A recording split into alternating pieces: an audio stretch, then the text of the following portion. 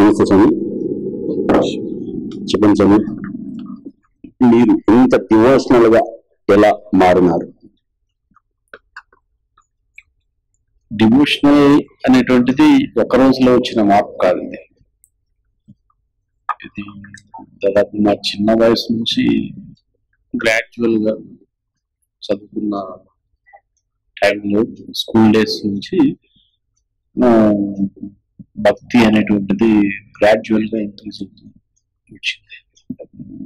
ఇంట్లో అమ్మా నాన్న వాళ్ళు కూడా భక్తి అనేటువంటిది టెంపుల్స్ తీసుకెళ్ళడం అట్లా చేసేవాళ్ళు. చేస్తూ భక్తి అనేటువంటిది మానవ సేవ మాధవ సేవ అని చెప్పేసి ఎంతో మంది గురువులు మనకి చెప్పిన విషయం, పుస్తకాల్లో చదవడం, కొన్ని ఆధ్యాత్మిక సినిమాల ద్వారా చూడటం, అట్లా పిల్లప్పటి నుంచి అక్కడక్కడ చిన్నప్పటి నుంచి అట్లా వచ్చింది.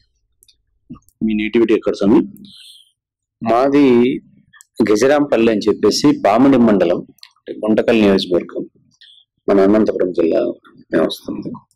అక్కడ మా నాన్న వారు మా బాల్యంలోనే, అంటే నేను పుట్టిన కొంతకాలానికే దాదాపు ఒక 5-6 నెలలకే మా నాన్నకి గవర్నమెంట్ జాబ్, ఇక్కడ సెంట్రల్ గవర్నమెంట్ ఒకటి అక్కడ జాబ్ రావడంతో ఆయన మొత్తం ఫ్యామిలీ అంతా ఇక్కడ గార్లదిన్న దగ్గర ట్రైనింగ్ ఇన్స్టిట్యూట్ ఉంది, సెంట్రల్ గవర్నమెంట్ SRFMT అని, అక్కడికి షిఫ్ట్ అయ్యారు.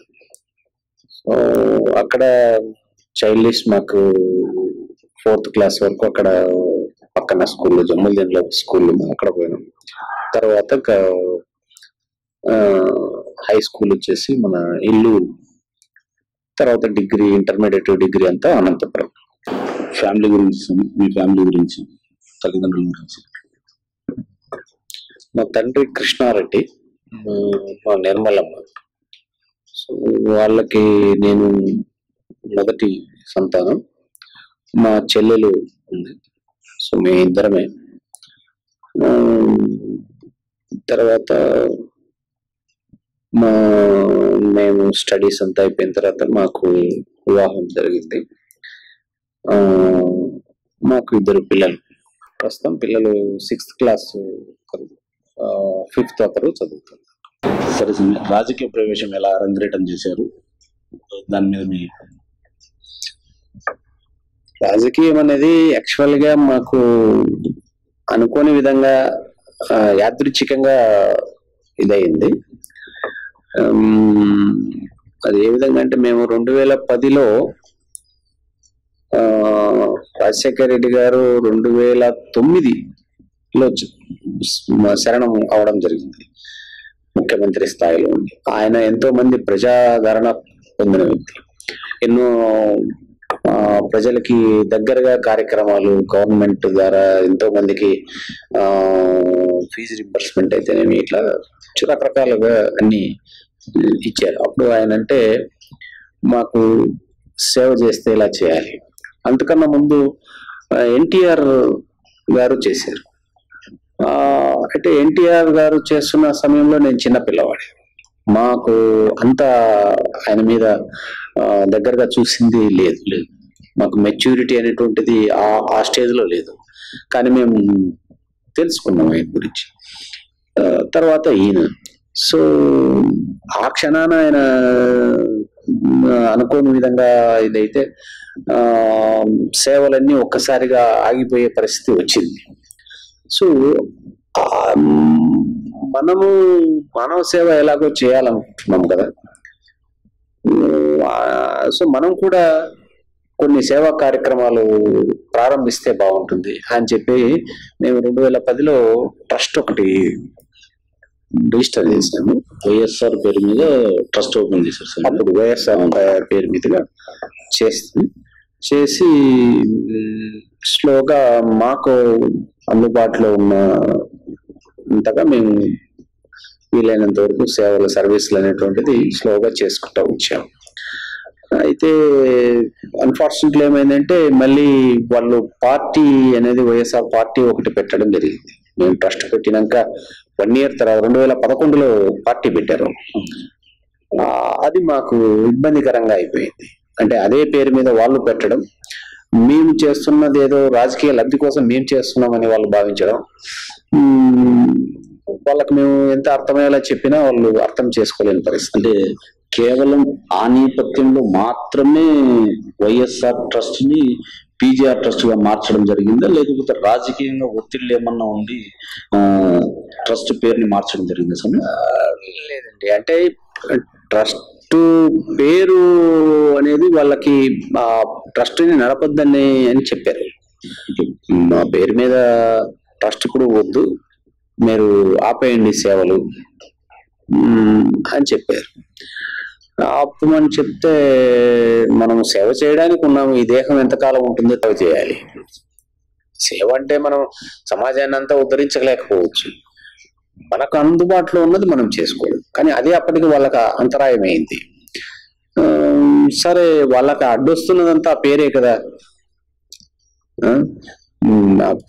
పేరులో ఏముంది, చేసే సేవలో ముఖ్యంగాని అని చెప్పేసి సరే అని మేము ఆ పేరుని, వాళ్ళని ఎందుకు బాధ పెట్టాలి అని చెప్పేసి మేము ఆ పేరుని పక్కన పెట్టేసి మా సొంత పేరు మీదే మేము సేవలు అనేటువంటిది చేసుకుంటూ కొనసాగిస్తూ వచ్చాం. గత కొంతకాలం క్రితం, కొన్ని రోజుల కిందట ఒక ప్రధాన పత్రికలో ఒక స్వామివారి ఒక ముఖ్య అనుచరుడు ఎలా చెప్తే స్వామి అలా చేస్తాడు అని ఒక శీర్షిక వచ్చింది. దాని మీద మీ విశ్లేషణ సార్. ఇప్పుడు మీరు అడిగినది స్వామి అనుచరుడు చెప్పినట్టు స్వామి వింటారు, అంతేనా? స్వామి అనుచరుడు చెప్పినట్టు వింటాడు, ప్లస్ అదే అట్టే సైం స్వామి పేరుని వాడుకొని ఆ అనుచరుడు కొద్దిగా ప్రజలకి ఇబ్బంది పెడుతున్నాడు. ఇక్కడ నేను ఎవరు చెప్పినా వింటాను, ఎవరు చిన్నపిల్లోడు వచ్చి చెప్పినా వింటాను, పెద్దవాళ్ళు వచ్చినా చెప్పినా వింటాను. వినడం అనేటువంటిది మన సహజ లక్షణం, వస్తుంది సార్, వినాలి. శివుని ఆజ్ఞ లేనిది చీమైనా కుట్టదు అని చెప్పేసి మనం అనాదిగా ఉంటాం. అంటే ఆ పరమేశ్వరుడు, ఆ శక్తి యొక్క స్వరూపం లేనిది, ఆయన అనుగ్రహం లేనిది నీ దగ్గరికి ఎవరు రారు. నీ దగ్గరికే వచ్చి నిన్ను అడుగుతున్నప్పుడు, నీ దగ్గరికే వచ్చి కొన్ని విషయాలు నీకు చెప్తున్నప్పుడు, నువ్వు వినడానికి నీకు వచ్చే ప్రాబ్లం ఏంటి? వినడంలో తప్పు లేదు. విన్న తర్వాత ఆ విశ్లేషణ అనేటువంటిది, ఇక్కడ ఒకటి బుద్ధి ఒకటి ఉంటుంది, మనసు ఒకటి ఉంటుంది. నువ్వు ఎప్పుడు బుద్ధిని నమ్ముకొని ఉండాలి, బుద్ధితోనే నీ జీవితం, మనసుని అడిగి తీసుకొచ్చుకోవాలి. అక్కడ అనుచరుడు చెప్పినాడు కదా నేను చెయ్యాలి అనేటువంటిది కాదు. అనుచరుడు చెప్తే విను, నువ్వు చేయాల్సింది చెయ్యి, నీ బుద్ధి ఏం చెప్తుందో అదే చెయ్యి. అర్థమైంది? సో అక్కడ వాళ్ళ అభిప్రాయాలు ఏంటి, అక్కడ స్థానికంగా వాళ్ళకి ఆయనకి ఏదన్నా వ్యత్యాసం ఏదైనా వచ్చింటే ఆయన మీద ఏదైనా అట్లా సహజంగా మనిషి అనేటువంటిది క్షణానికి ఒక్కొక్క రకంగా ఉంటారు మనుషులు, సహజ స్వరూపం. మనసు ఒకసారి ఉల్లాసంగా ఉంటుంది, ఒకసారి ఆవేశానికి అవుతుంది, ఇంకోసారి ఇంకో రకం. అలా అయినప్పుడు వ్యక్తుల మధ్య పరిచయాలు, వ్యక్తుల ఈ సమాజంలో జీవిస్తున్నప్పుడు ఒకరికొకరికి ఏదో ఒక వెసులుబాటులో లోటుపాట్లు ఏర్పడుతూ ఉంటాయి. ఆ భావనలో వ్యక్తమైనది అది. అంటే కేవలం స్వామి ఎవరి మాట వినరు, స్వామికి నిస్వార్థంగా సేవ చేయడం మాత్రమే తెలుసు అని మేము భావించవచ్చు. స్వామి శివుడి అల్టిమేట్ గా శివుడు ఇచ్చిన బుద్ధి ఒకటి ఇచ్చాడు ఆయన, నేను దాని మాటే వింటాను, ఆ బుద్ధిని అనుసరిస్తాను.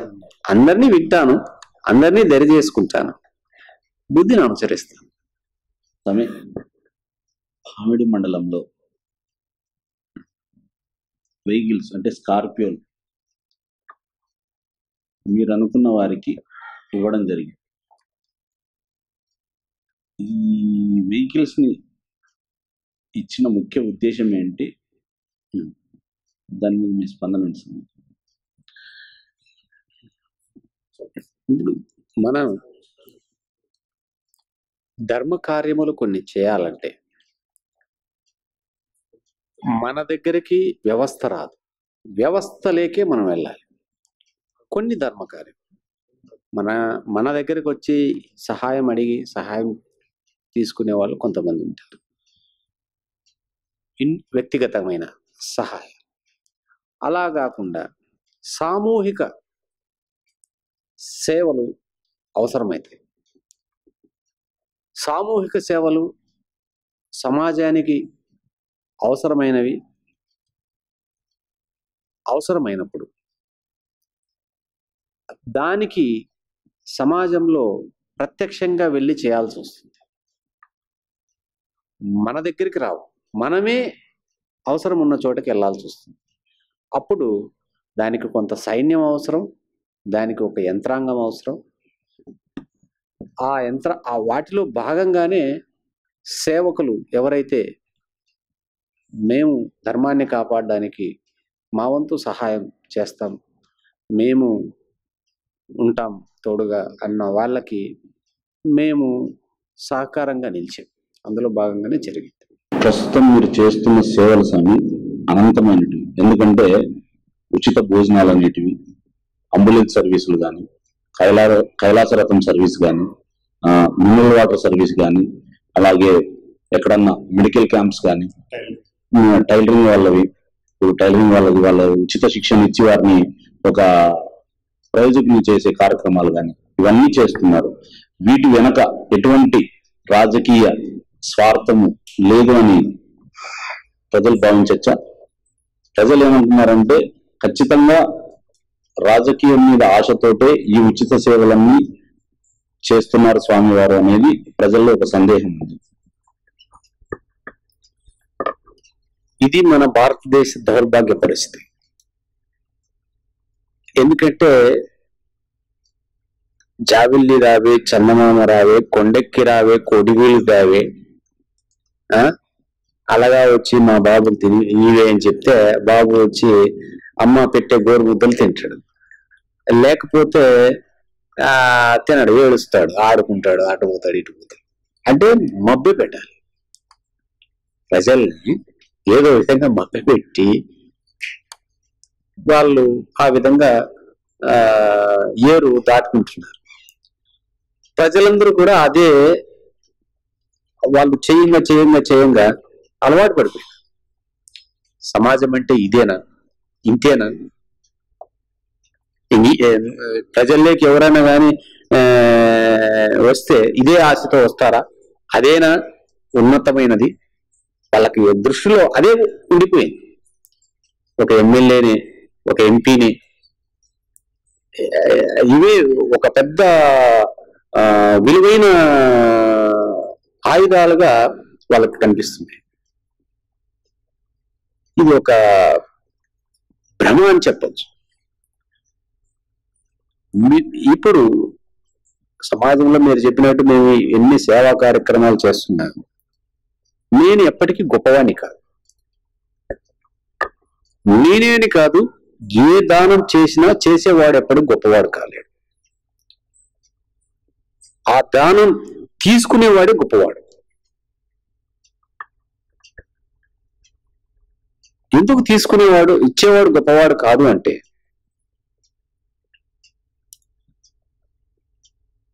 నెక్స్ట్ టార్గెట్, నెక్స్ట్ చేయాల్సిన బాధ్యతలన్నీ వానికి ట్రాన్స్ఫరెన్స్ అవుతాయి.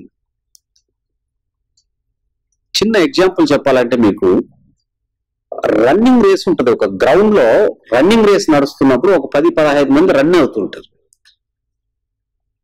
ఒకడు అదేదో టైం లిమిట్ ఇస్తాడు, ఒక కట్టి అట్లాడుతుంటది, ఆ కట్టి పట్టుకొని పరిగెత్తుతాడు. కొన్ని మీటర్లు పోయిన తర్వాత నెక్స్ట్ వాడు ఉంటాడు, వీడు పరిగెత్తుకుంటూ పోయి వాడికి ఇవ్వాలి. వాడిస్తే వీడు అయిపోయింది టార్గెట్, నెక్స్ట్ టార్గెట్ వానికి పడుతుంది. వాడు అది తీసుకొని మళ్ళా రన్ అవుతాడు, అది వాడికి ఇంకోటికి ఇచ్చేసి వాడు టార్గెట్ రిలీవ్ అవుతాడు.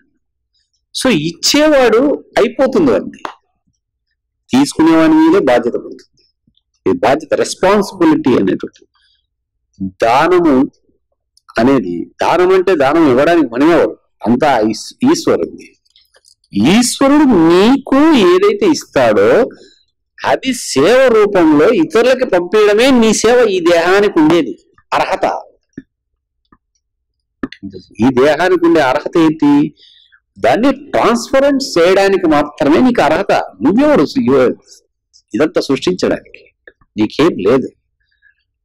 అది ఇచ్చిన తర్వాత తీసుకునేవాడు ఉండాలి అక్కడ. తీసుకునేవాడు లేకపోతే అది వేస్ట్ అవుతుంది. ఇచ్చేవాడు ఉన్న లాభం లేదు, ఇచ్చేవాడు ఉన్న లాభం లేదు. సో తర్వాత తీసుకునేవాడు గొప్పవాడు ఇప్పుడు ఎలా అవుతాడు? ఇప్పుడు ఈ చేతితో మనం ఏదైతే సహకారంగా వాడికి ఇస్తామో అది కర్మబంధం అనేటువంటిది వాడికి ఏర్పడుతుంది. రుణాన బంధం అనేటువంటిది స్టార్ట్ అవుతుంది. అక్కడ రిలీఫ్ కాదు, అమ్మా నాకు సమస్య తగ్గిపోయిందిరా అనుకోకూడదు. వాడికి అప్పుడు స్టార్ట్ అవుతుంది.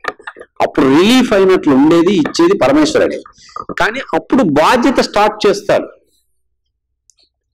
ఇప్పుడు నీకు రిలీఫ్ అయింది కదా, నీ మనసు కుదట పడింది కదా, నీ బుద్ధి మనసు ఏకమైనాయి కదా, నెక్స్ట్ రేపేం చేస్తావు అని క్వశ్చన్. ఆ బాధ్యత అనేది పెరుగుతుంది ఆయనకి. నీకు ఇంకోటి ఉపయోగపడ్డారుగా, నువ్వు ఇంకోనికి ఉపయోగపడతావా లేకపోతే నీ గురించే నువ్వు బతుకుతావా? అది పొందిన వానికి మాత్రమే ఆ శుభావం ఉంటుంది అసలు. కానీ పొందని వారు ఇప్పుడు ఏమంటున్నారంటే కేవలం రాజకీయ లబ్ధి కోసమే స్వామి ఈ ఉచిత సేవలన్నీ చేస్తున్నారు. అదే నేను అంటున్నా, గత 50-60 సంవత్సరాల నుంచి మనల్ని రాజకీయం అంటే రాజకీయ నాయకులు ఎలా ఉండాలని నేనేసిన రోడ్డు కాదు అది రాజకీయం. నేను వేయలేదు రాజకీయం. రాజకీయం వేసిన వాళ్ళు పై వాళ్ళు ఉన్నారు. అనాదిగా వాళ్ళు అలా అలవాటు చేశారు ప్రజల్ని. 5 ఏళ్ళకి ఒకసారి వస్తారు, ఏదో నామకే వాస్తు చేస్తారు, పోతారు. ఈయన కూడా అంతటి వాడేనేమో అనుకుంటున్నారు. వాళ్ళతో తప్పు కాదు, మన పెద్దలది తప్పు. మన పెద్దలు ఆ విధంగా ప్రజల్ని తయారు చేశారు, వాళ్ళు కూడా అలా భావిస్తున్నారు. అంటే స్వామివారు ఏ ఆశ లేకోకుండా నిస్వార్థంగా ప్రజలకు సేవ చేయాలన్న ఉద్దేశంతోనే సేవ చేస్తున్నారు. ఆశ అంటే నాకు పరమేశ్వరుడు కావాలంటే నాకు అదే ఆశ. అందరిలోనూ పరమేశ్వరుడు ఉన్నాడు, అది తెలుసు. కానీ నేను అందరి దగ్గరికి వెళ్ళి నేను అంత ఉపయోగపడతాను, అందరినీ తృప్తిపరచాను అనే శక్తి నాకు లేదు. ఆ పరమేశ్వరుడు నాకు ఏ శక్తి ఇస్తాడో నేను ఆ శక్తిని సంపూర్ణంగా సద్వినియోగం చేసే వరకే నా డ్యూటీ. అంటే ఎడ్యుకేషన్ లైఫ్ అదంతా దాటిన తర్వాత, రాజకీయ జీవితం అదంతా చూసిన తర్వాత మీరు ఇంత డివోషన్ లేకి వచ్చారు. ఇంత డివోషన్ లేకి మిమ్మల్ని నడపడానికి గల కారణం ఏంటి? మీ గురువు గారు ఎవరు? డివోషన్ అనేది ఒక రోజుతో వచ్చింది కాదని మనం ఇందాక అనుకున్నాం. అది నా పిల్లప్పటి నుంచి స్లోగా గ్రాడ్యువల్ గా భక్తి అనేటువంటిది, సేవా దృక్పథం అనేటువంటిది, మానవ సేవ మాధవ సేవ అంటూ సేవ చేసుకుంటూ వస్తుంది. అందులో భాగంగా సత్కర్మ చేయడం అలవాటు చేసుకోవాలి. ఫస్ట్ కర్మ ప్రతి ఒక్కరూ చేస్తాం. పుట్టినప్పటి నుంచి లేచినప్పటి నుంచి పడుకునే వరకు నిద్రపోవడం కూడా కర్మే. ఇక ప్రతి ఒక్కరూ చేసేదే కర్మలు. కానీ అందులో సత్కర్మ చేయాలి. సత్కర్మ అంటే ఏంటి? సాటి ప్రాణిని ఇబ్బంది కలగకుండా, ఒకవేళ ఇబ్బందుల్లో ఉంటే నీకు చేతనైంది, అది మాట సహాయము, ఇంకోటి ఆ జీవికి సహకారంగా జీవించాలి. అది సత్కర్మ అంట. సత్కర్మ ద్వారా సత్కర్మలు చేస్తూ ఉంటే సత్పురుషులు మనకు దగ్గర అవుతారు. సత్పురుషులు దగ్గర అవ్వడం వల్ల మనకి సన్మార్గం ఏర్పడుతుంది. సన్మార్గంలో నడుచుకుంటూ అదే విధంగా సత్కర్మలు చేసుకుంటూ ముందుకెళ్తే మనకు సద్గురువులు దర్శనమవుతారు. సద్గురువుల పరిచయం, సద్గురువుల యొక్క చేరువలో మనం వాళ్ళ శిష్యులుగా మనం మేలుకోవాలో ఉండడం వల్ల మనకి ఆ పరమేశ్వరుడు అనేటువంటి ఆ అపురూప శక్తిని మనం దర్శించుకునే భాగ్యం, మనకి దారి గమ్యం దొరుకుతుంది. అందులో భాగంగానే మాకు శ్రీ కైలాస పుణ్యక్షేత్రం నందు శ్రీ కైలాస స్వామీజీ గారు దర్శనం, మాకు ఆయన పరిచయం కావడం, ఆయన ఇచ్చిన ఆధ్యాత్మికమైన బోధనలు మాకు నచ్చినాయి. మేము ఆయన సేవలో ముందుకెళ్తాం. ప్రస్తుతం మాల్లో ఉన్నారు స్వామి. ఈ మాల ఎంతవరకు కొనసాగుతుంది స్వామి? అది మేము ఇందాక చెప్పాం కదా, లోక కళ్యాణార్థం నవపాషాణ లింగం ఒకటి తయారు చేస్తున్నారు. అది పూర్తి అయ్యే వరకు మేము ఈ దీక్షలో ఉంటాం. అది గురువు గారే చేస్తారు. ఆయన అది చాలా కష్టంతో కూడుకున్నది. అది పూర్తయిన రోజున మేము ఈ దీక్షని విరమించే ఆలోచన చేస్తాం. వైఎస్ఆర్ పార్టీలో అలాగే కొనసాగింటే ఈరోజు జీవానంద రెడ్డి అనే వ్యక్తి ఎమ్మెల్సీ క్యాండిడేట్ అనేది ప్రజల్లో బాహటంగా నమ్మకంగా ఆ నానుడు, దాని మీద మేము చూస్తాం. మేము రాజకీయం అనేటువంటిది మాకు చేయాలనే ఉద్దేశంతో మేము రాలేదు. అయితే ప్రజలు అలా భావిస్తున్నారంటే వాళ్ళకి మా మీద ఉన్న అభిమానం అనే చెప్పాలి అంతే. దాన్ని అంతటికే మేము పరిమితం అయితే బాగుంటుంది. రాజకీయం అనే దాన్ని ఇది చేయడం వల్ల ఈ రోజులో చూస్తున్నాం రాజకీయం అంటే ఎంత అధికారం కోసం ఇన్ని ఇది చేయాల్సి వస్తుంది. మా జీవితం అలా వృధా కాకూడదు అనేది మా ఆంతర్యం. జీవితానికి ఒక సార్థకత ఉండాలి. మనము చేతనైతే ఇతరులకు సహాయపడాలి, కానీ ఒక అధికారం కోసము, ఒక స్వార్థపు ప్రయోజనం కోసము ప్రగల్భాలు చెప్పడం, నయవంచన చేయడం, ఇలా రకరకాలుగా స్వార్థానికి మనం ప్రజల్ని బలి చేయడం అనేటువంటిది మాకు వ్యతిరేకం. అంటే రేపటి దినాన ఈ ప్రధాన పార్టీలో ఏవైనా సరే మీ సేవలకు మెచ్చి గాని, మీ గుణాన్ని నచ్చి గాని పిలిచి టికెట్ ఇస్తానంటే రాజకీయాల వైపు మొగ్గు చూపుతారా, లేకపోతే సైలెంట్ గా సేవా కార్యక్రమాల్లో మాత్రమే కొనసాగుతారా స్వామి? ఇప్పుడు రాజకీయం అనేటువంటిది మనం ఇందాక అనుకున్నట్టు చాలా విషయాలతో కూడుకొని ఉంటుంది. పూర్తిగా సేవా అంకితం అనేటువంటిది తక్కువ శాతమే ఉంటుంది. సేవ చేయాలనుకుంటే రాజుకై ఉంటే, ఆ గుణం రాజుకే ఉంటే తప్పకుండా దాని అవకాశం ప్రజల వరకు చేరుతుంది. ఆ గుణం అనేటువంటిది రాజుకు లోపించినప్పుడు ఆయన చేయలేని పరిస్థితుల్లో కిందన ప్రజలు ఒకటి ఆశిస్తుంటారు, నాయకులు ఇంకోటి చెప్తుంటారు, అధినేత ఇంకో రకంగా ఉంటారు. ఈ అల్లకొల్లోలంగా నడుస్తుంది. ఆ అల్లకొల్లోలం లేకుండా ప్రజలకు మనం ఖచ్చితంగా న్యాయం చేయగలుగుతాం, ఇచ్చిన మాటలు నిలబెట్టుకోగలుగుతాం, ప్రజలకి ధైర్యాన్ని నింపుతాం, ప్రజలకు ఒక మార్గదర్శకంగా మనం ఇది చేస్తాం అనేది ఏదన్నా మాకు విశ్వాసం కలిగిన రాజు. టికెట్ ఇవ్వడం అనేటువంటిది ఇంపార్టెంట్ కాదు, మాకు విశ్వాసం కలగాలి. ఈ రోజుల్లో మనం సమాజానికి ఈ అధికారం రావడం వల్ల మనం ఇది చేయగలుగుతామనే విశ్వాసం కలగాలి. అంటే మీ సేవా కార్యక్రమాలకి ఏ పార్టీ అడ్డు లేకోకుండా స్వచ్ఛంగా సహకరిస్తే ఆ పార్టీలో మీరు ఉంటారు స్వామి? ఇప్పుడు పార్టీలో ఉండడము, సేవ అనేటువంటిది అడ్డు రాకుండా నిరంతరంగా జరగాలి. ప్రజలకు నేను ఎంతకాలం ఉంటానో తెలియదు. నేను లేకపోయినా ఎవరో ఒకరు మన వారసులు కొనసాగిస్తారు. మరి పార్టీ అండదండలు మనకి ఉండాలా లేదా అనేటువంటిది పార్టీ ఇప్పుడు మనం ఇందాక అనుకున్నట్టు మనకి సమాజంలో మన ప్రాంతానికి అనుకున్న ఈ కార్యక్రమాలన్నీ ఖచ్చితంగా మనం చేయగలుగుతాం. అధిష్టానం నుంచి కానీ లేక ఇతర భేదాభిప్రాయాలు లేకుండా మనల్ని వ్యక్తిగతంగా మనల్ని గౌరవించి మన ఆశయాలను ముందుకు తీసుకెళ్తారు. చట్టసభల్లో ఏం చెప్పారో అది ఇక్కడ పూర్తి స్థాయిలో మనం ఇంప్లిమెంట్ చేయడానికి ఖచ్చితంగా మనకి అవకాశం ఉంటుంది అన్న రోజున మనం తప్పకుండా దాన్ని కొనసాగించవచ్చు. అయితే ఈ రోజుల్లో అటువంటిది కనిపించట్లేదు. ఇక్కడ ప్రతిదీ ఒక లోబితనం అయిపోయింది. తలదించుకొని బ్రతకాల్సి వస్తుంది. తల ఎత్తితే వాడికి అవకాశం లేకుండా పోతుంది. మరి ప్రజలకు ఇచ్చిన మాట ఒకటి ఉంటుంది, పైన చేసేది ఇంకొకటి ఉంటుంది. దానివల్ల వాడి జీవితం వ్యర్థమవుతుంది. సమయం మళ్ళీ రాదుగా, ఈ జన్మ మళ్ళీ రాదుగా. మరి ఉన్నప్పుడే దాన్ని వినియోగించుకోవాలి. నువ్వు చేసే పని నీకు ఉపయోగపడాలి. నీకు ఉపయోగపడాలంటే ధనార్జన కాదు, పుణ్యం సంపాదించుకోవాలి. అది ఎలా వస్తుంది? అందరికీ మనం సమానం న్యాయం చేయగలిగినప్పుడు వస్తుంది. ఆ న్యాయం చేయాలంటే నాకున్న భావనని ఇతరులు గౌరవించాలి, నా పై వాళ్ళు గౌరవించాలి. గౌరవించినప్పుడు మనం తప్పకుండా సమాజానికి న్యాయం చేయగలుగుతాం.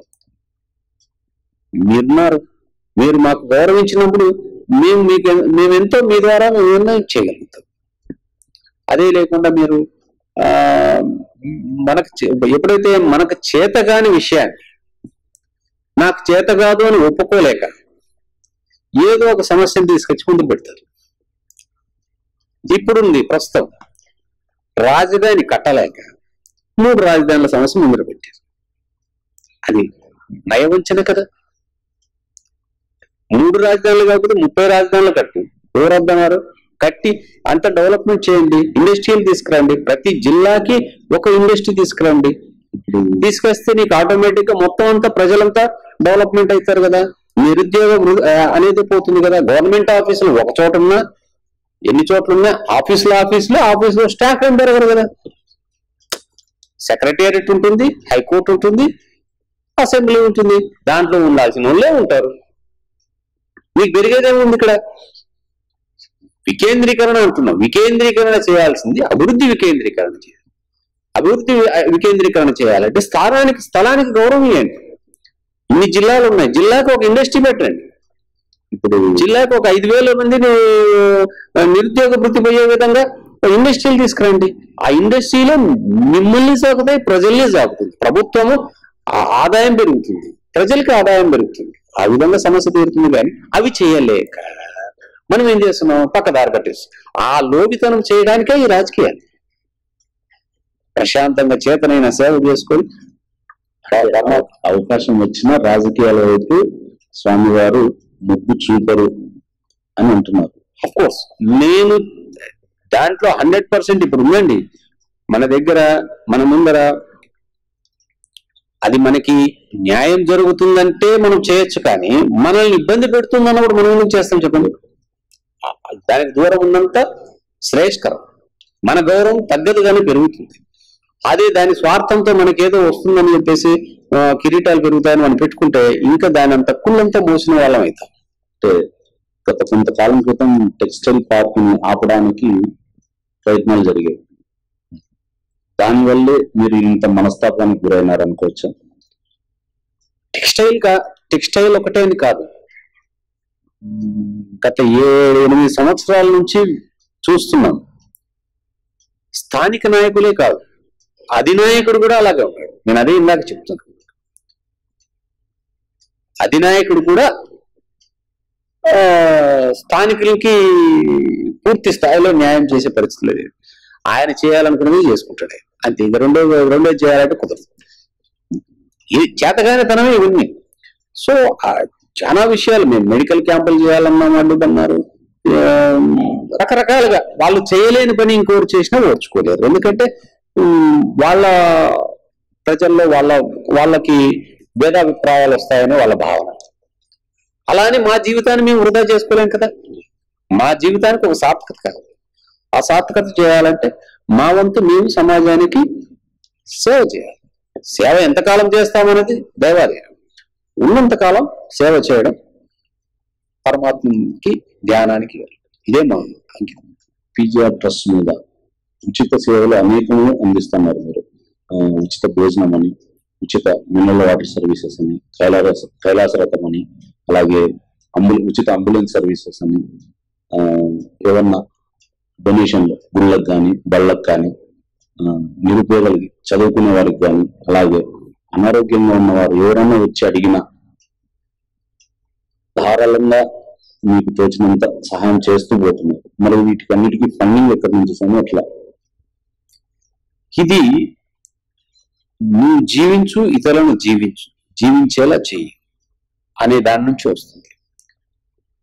ధనం అనేటువంటిది నా దగ్గర ఎక్కువ ఉంది అని నేను చెప్పట్లేదు. మీకేం కనిపిస్తుంటుందంటే రోజుకి ఈయన ఇంత చేస్తున్నాడంటే ఎంత ధనం ఉంటుందో అనే భావన కలుగుతుంది. ఎంత ధనం ఉంటే గాని ఇంత చేస్తాడు.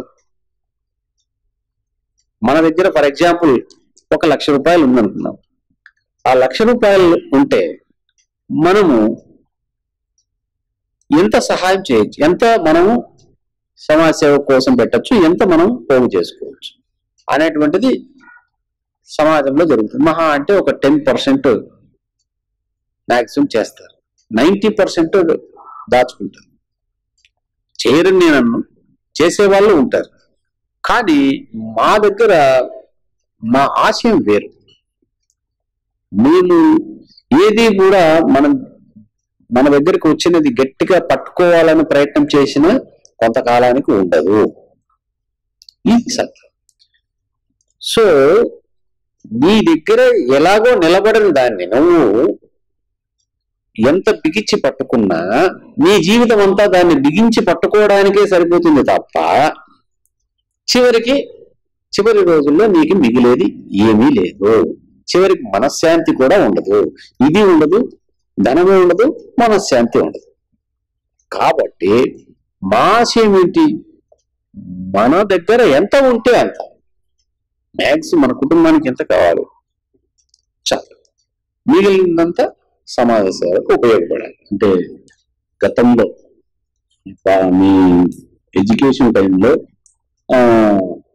చదువుకి కావాల్సిన అవసరం నిమిత్తమై, మీ చదువుకి కావాల్సిన అవసరం నిమిత్తమై మీ తండ్రి గారు ఉన్న 2 ఎకరాలు అమ్మి మిమ్మల్ని చదివించి ఈ స్థితికి తీసుకొచ్చారని తెలిసింది. ఎడ్యుకేషన్ టైంలో అతను చదివించడానికే అమ్మాల్సిన పరిస్థితి వచ్చినప్పుడు ఇప్పుడు ఇంత ఘనంగా ఎలా ఎదగగలిగాడు అనేది ప్రజల్లో ఒక సందేహం ఉంది సంగతి. ఎస్, ధనం అనేటువంటిది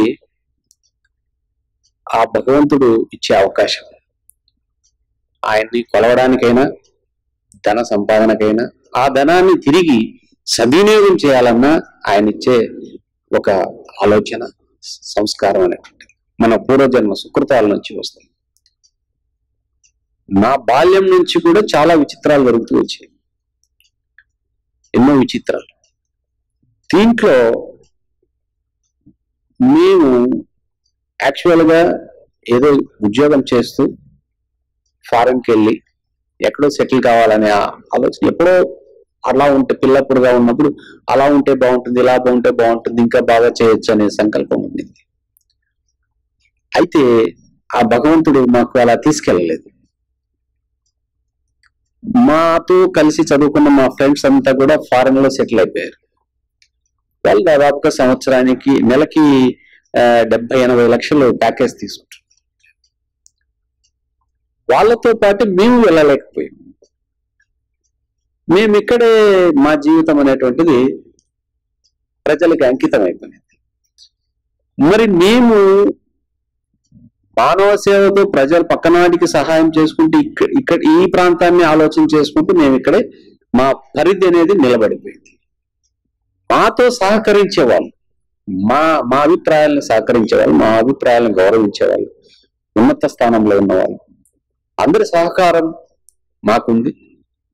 అదేవిధంగా మాకు చేతనైనంత విద్య, మా విద్యలో భాగంగా మాకు వచ్చే ఆదాయం ఏదైతే ఉందో భగవంతుని ₹1 తీసుకొచ్చి మన తలరాత బాగలేనప్పుడు 1000 రూపాయలు పెడితే పోయిన 1000 రూపాయలు కాస్త నష్టం వచ్చేస్తుంది.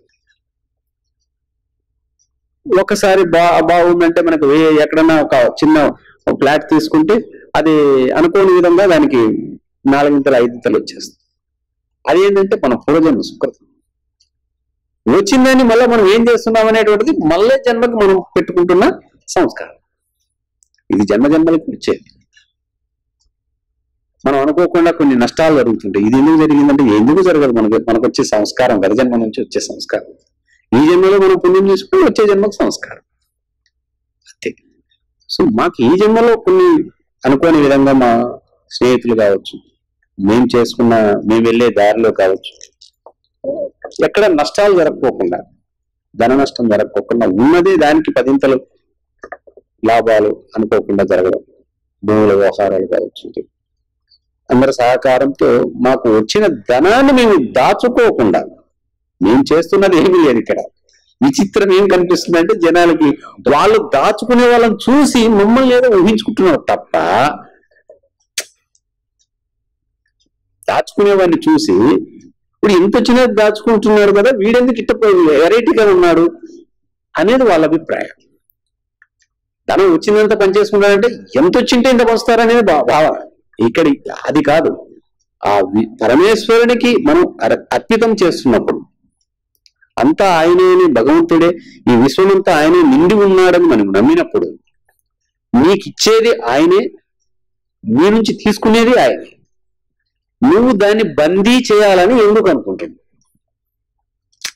అంటే ఇప్పుడు మీరిస్తున్న ధారలత్వాన్ని చూసి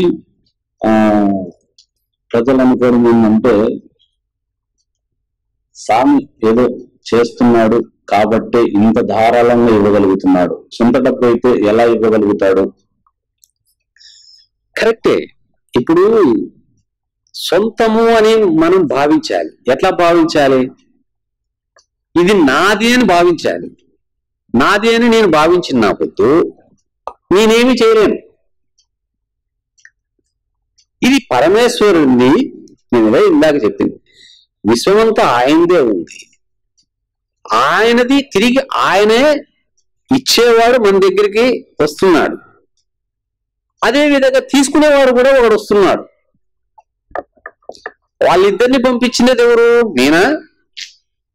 ఆ పరమేశ్వరుడు అతీతమైన శక్తి.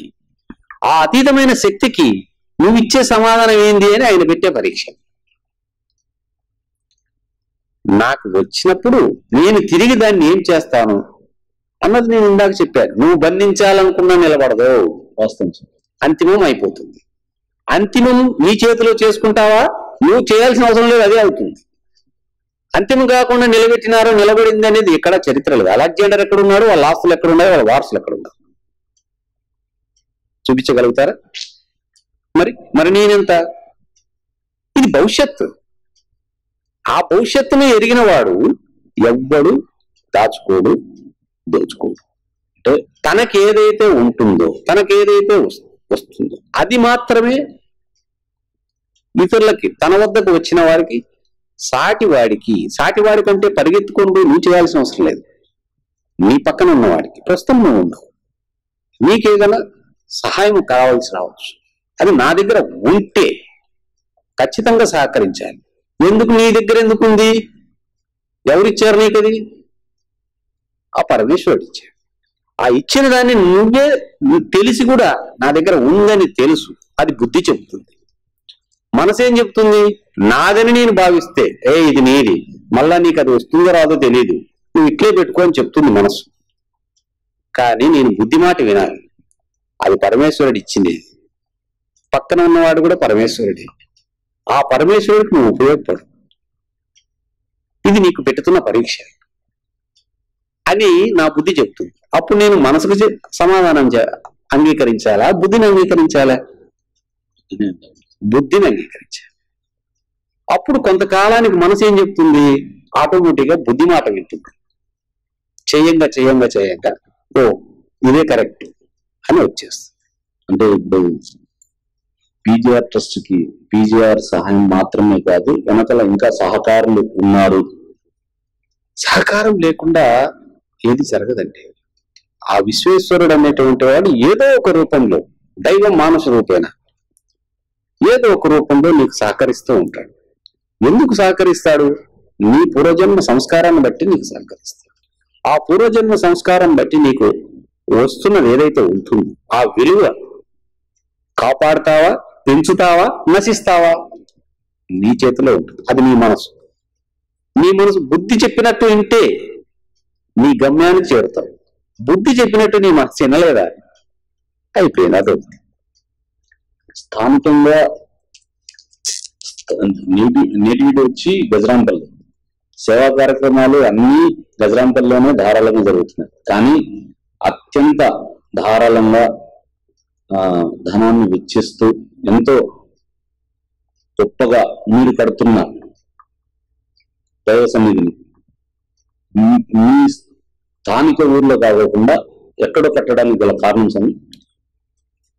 అది పుణ్యక్షేత్రాలు అనేటువంటివి మనము నిర్దేశిస్తే రావు. పుణ్యక్షేత్రం అనేటువంటిది ప్రకృతి సిద్ధంగా ఏర్పడే క్షేత్రం పుణ్యక్షేత్రం. ఇప్పుడు మేము అక్కడ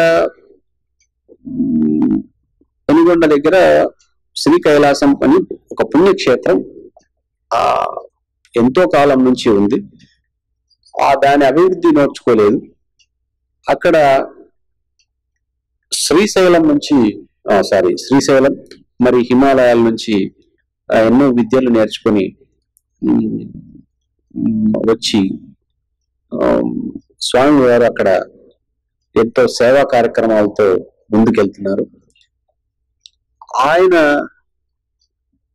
ప్రస్తుతం మాకు గురువు, ఆధ్యాత్మిక గురువు.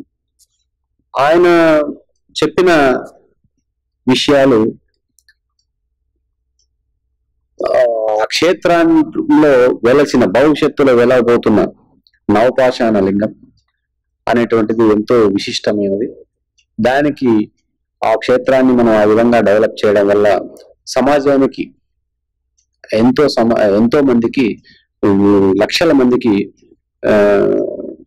ఆరోగ్య ప్రదాత పరమేశ్వరుడు అనేటువంటి అక్కడి నుంచి ఆ క్షేత్రంలో ఒక పుణ్య తీర్థం తీసుకోవడం వల్ల, అభిషేక తీర్థం తీసుకోవడం వల్ల రోగాలన్నీ కూడా క్యాన్సర్ తో సహా అన్ని రోగాలు నయమైపోతాయి. అది ఒక 40 రోజుల 40 రోజుల లేకుంటే 2 నెలల ఎన్ని రోజులు తీసుకోవాలా తీర్థం అనేది వాళ్ళ యొక్క రోగ రుగ్మతలను బట్టి ఉంటుంది. సో అక్కడ ఆ గురువు గారు ఆదేశించిన మేరకు మేము ఆ క్షేత్రాన్ని పునరుద్ధరణ చేస్తూ శివలింగాన్ని ప్రతిష్ఠ చేయడానికి మా వంతు సహకారం చేస్తాం.